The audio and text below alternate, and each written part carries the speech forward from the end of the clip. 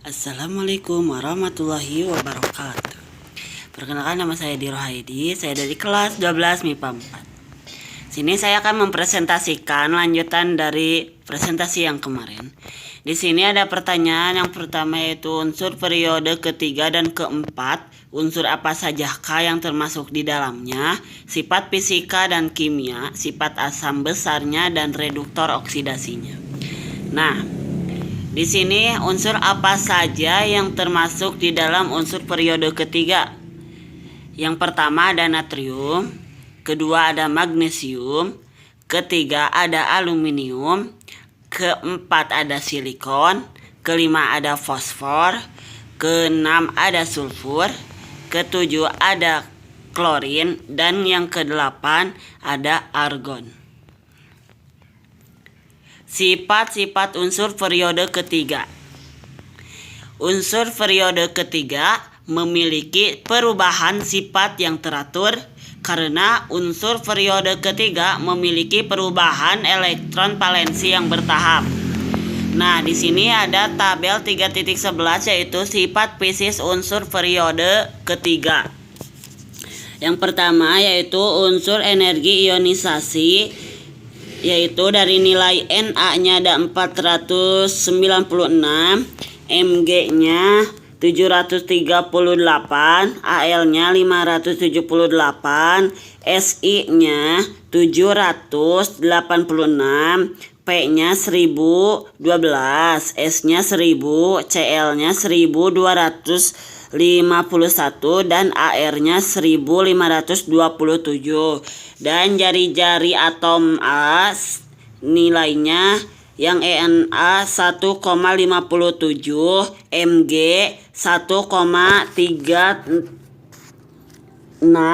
Al 1,24, Si 1,27, P 1,1, E 104, Cl 0,04, AR-nya 0,95.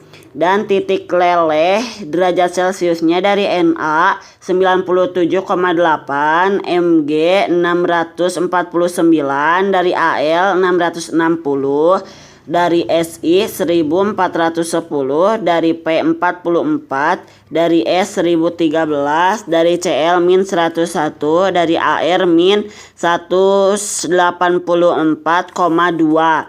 Dan dari titik didih derajat Celciusnya dari Na 88,3, dari Mg-nya 1090, dari Al-nya 2467, dari Si-nya 2680, dari P-nya 280, dari S-nya 445, dari Cl-nya min 35, dan dari Ar-nya min 185,7.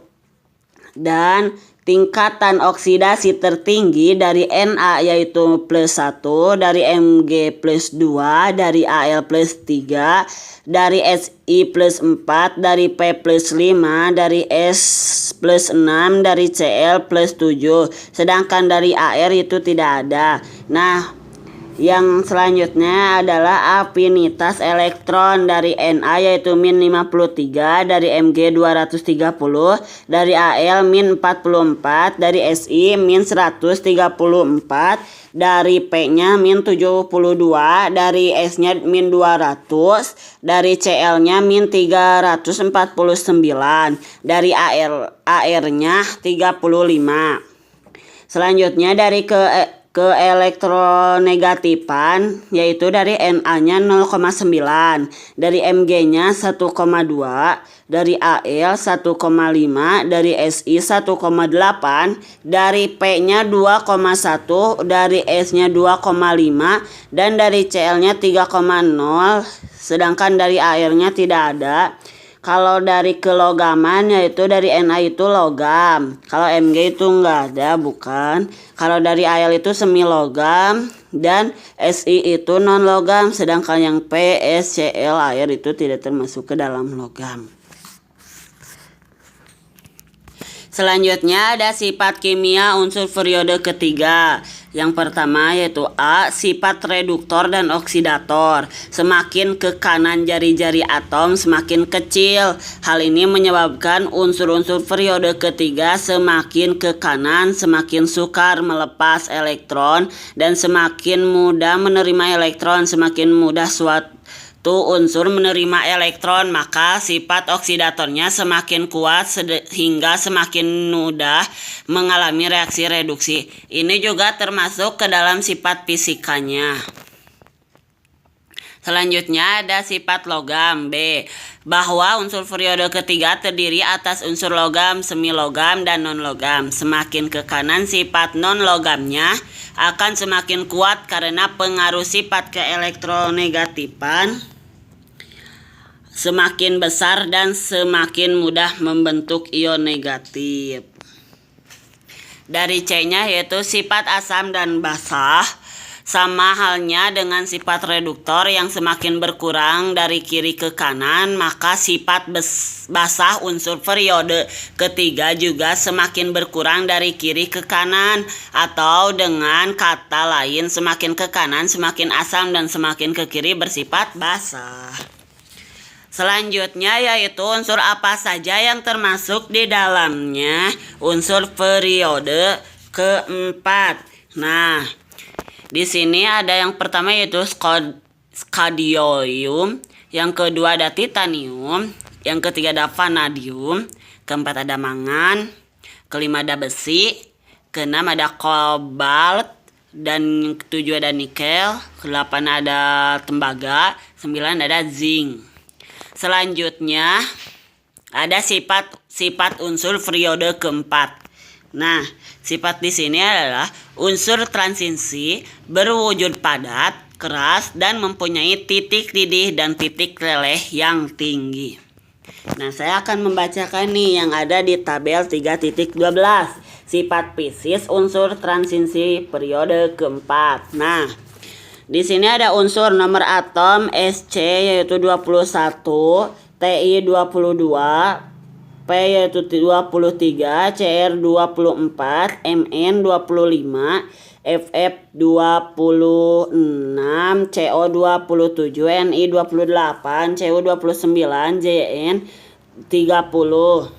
Dan di sini ada terbagi beberapa unsurnya, yaitu ada nomor atom, massa atom, titik leleh, titik didih, jari-jari atom A, massa jenis, satuannya yaitu G per cm kubik, energi ionisasi, satuannya E dengan V, keelektronegatifan. Nah, untuk nilai-nilainya bisa dilihat dari tabel yang sudah tertera di PowerPoint ini.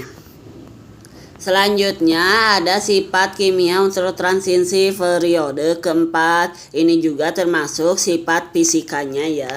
Nah, yang ada sifat logam, unsur transiensi mudah melepaskan elektron. Kekuatan logam ditentukan oleh ada atau tidaknya elektron yang tidak berpasangan. Nah, kenapa bisa tidak berpasangan? Yaitu maka sifat logam akan semakin kuat dan bersifat ferromagnetik jika terdapat elektron yang tidak berpasangan dalam jumlah yang sedikit. Logam akan bersifat paramagnetik, sedangkan jika semua elektron berpasangan, logam akan bersifat diamagnetik. Hal inilah yang menyebabkan logam sering digunakan sebagai konduktor.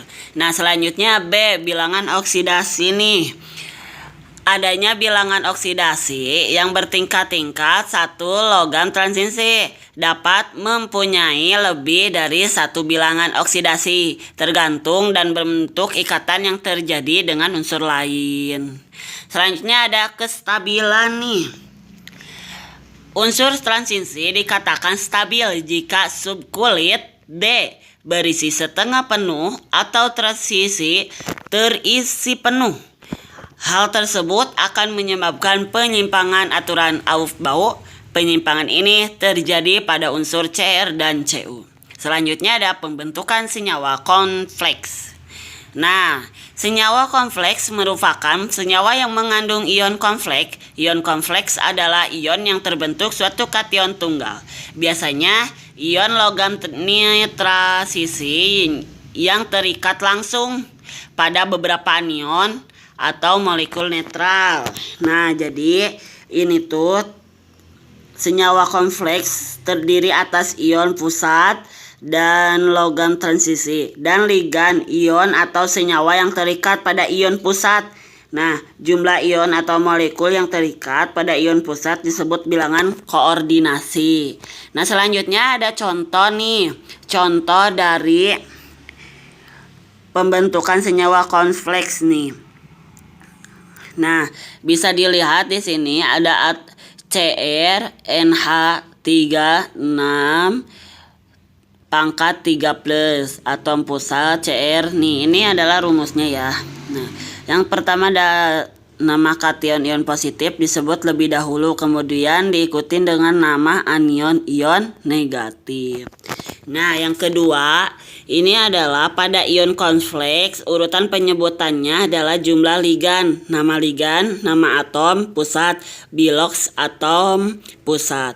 Nah, yang nomor 3-nya jumlah ligan disebut dengan bahasa Latin. 1 itu mono, 2 itu di, 3 itu tri, 4 itu tetra, 5 itu penta, 6 itu heksa. Nah, contohnya seperti CO2 misalkan. Jadi CO2 itu karbon dioksida karena CO2 gitu. Nah, itu contohnya. Nah, yang keempat ada nama logam ditambah dengan akhiran. Akhirannya apa nih? Ada ligan-ligan yang berakhiran ida diganti dengan a. Yang B-nya ligan-ligan yang berakhiran it atau at diganti dengan ito atau ato. Yang C-nya ligan netral diberi nama sesuai nama molekulnya dalam bahasa Latin. Yang E, jika ligannya lebih dari satu jenis urutan, penyebutannya dimulai sesuai dengan urutan abjad nama depan ligan tersebut. Yang F, nama atom atau ion pusat. Nah, ini dibagi menjadi 2. Yang pertama, jika ion kompleksnya bermuatan negatif, nama atom pusat diberi akhiran at. Nah, sedangkan yang nomor 2-nya, jika ion kompleksnya tidak bermuatan atau bermuatan positif, tidak ditambah.